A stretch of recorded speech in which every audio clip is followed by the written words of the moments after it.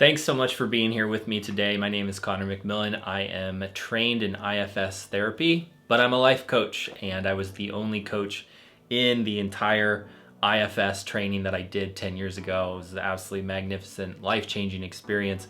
And I am now teaching other people how to blend these two beautiful things, really effective, high-quality, skillful, intuitive coaching with IFS that has just so much power for self-awareness, self-love, and self-healing.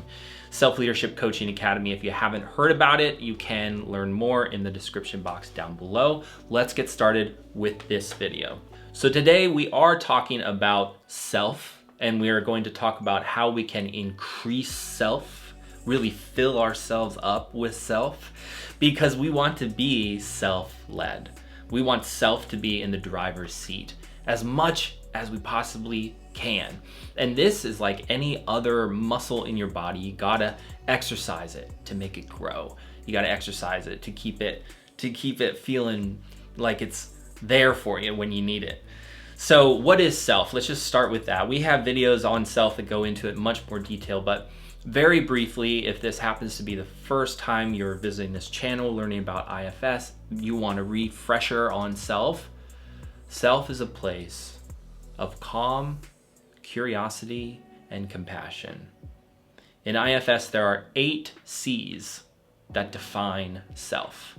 I like to talk about 3, calm, curious, and compassionate, because to me, they really hold the concept very well, and they also are very easy to remember. And I think if we are able to recall any of those singularly, then we can access more self. The idea of self also shows up probably in every healing modality that is out there. It just has a different name and maybe a slightly different way of seeing it. But a state of mindfulness, a state of presence, a state of really being here right now and feeling what we're feeling. That all has to do with being in self energy. So how can we increase self? Partly, we increase self by doing IFS, and we can do that with a therapist, we can do it with a coach, and we can do it on our own. And that's a large part of what this channel advocates for, is doing it on your own. Not to say don't do it with a therapist, don't do it with a coach, but if you're gonna do it with those guys, well, do it with yourself too. And also, it's okay to not have those resources available, either because they don't exist around you, you haven't found the right person, you don't have the financial resources for it right now, and to still be able to harness the power of IFS for yourself on yourself. But we can also increase self by engaging in life. And I think one piece that sometimes lacks from talk therapy is the disconnect between the internal and the external. The external is so powerful. I mean, that is life, you know? We take life and we put it in here and then we live it. And it's like this beautiful symbiotic relationship. And sometimes if we are only doing that work in this seat with one other person for 1 hour a week, we may not get the opportunity, or we may not know that the opportunity even exists to bring that work outward and to make life part of the process.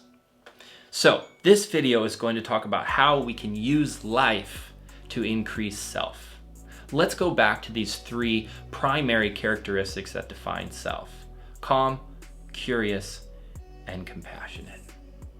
How can we seek those out in life? If you have your eyes closed and you're doing a drop-in session and a part becomes activated and you're looking to find that calm, that curiosity, and that compassion for that part, you are turning self on. But what happens when you're out in the world and somebody cuts you off in traffic, or somebody cuts you off in a line, somebody does something that just irritates you, it just bugs you, you just don't like it? Maybe a boundary is crossed. How do you react then? This is an opportunity to bring self online. How can you bring calm forward in a situation like that? I think one easy way to bring calm forward is by simply pausing and then taking a breath.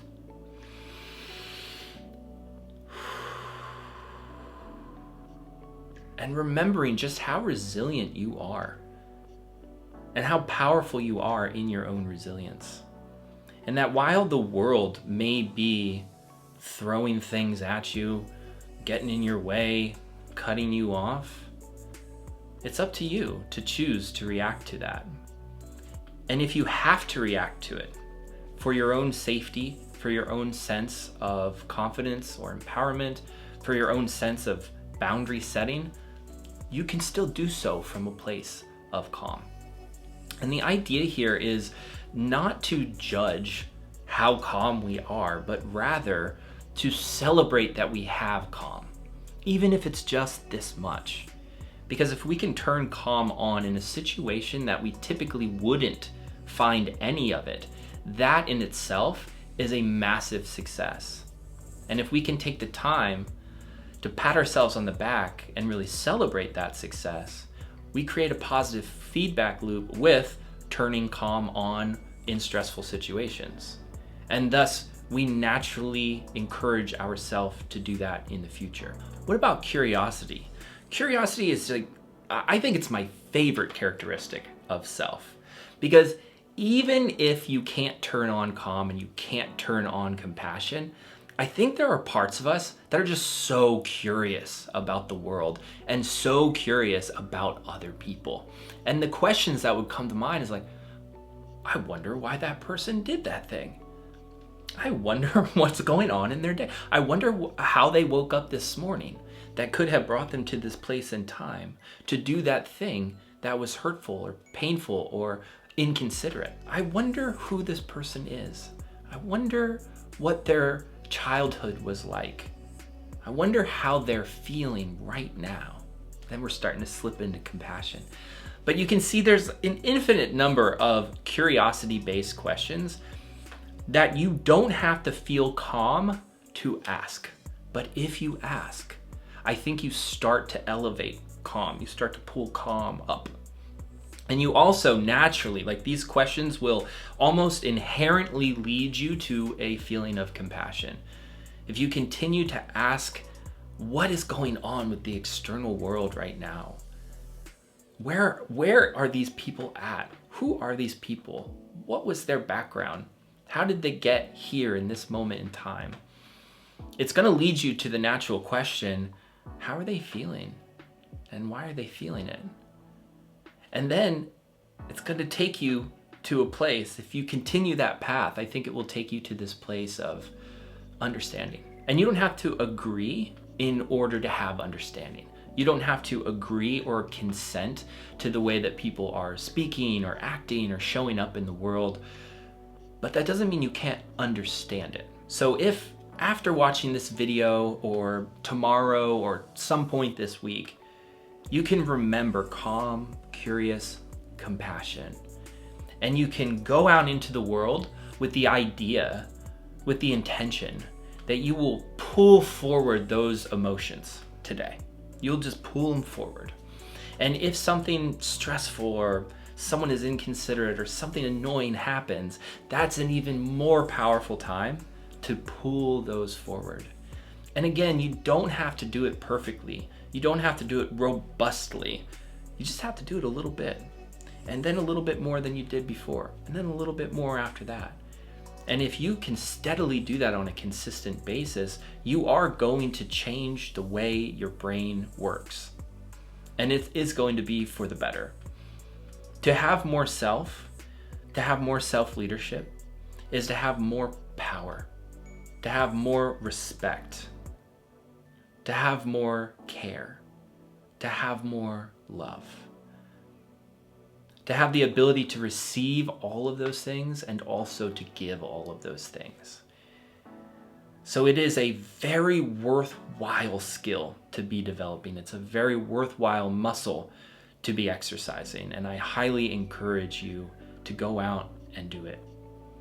And if you need a little extra help, we have programs that are designed for you to do this type of work on yourself with yourself in a really safe, pragmatic, and relatively simple, easy to digest way. And you can check out all those programs at internalfamilysystems.org.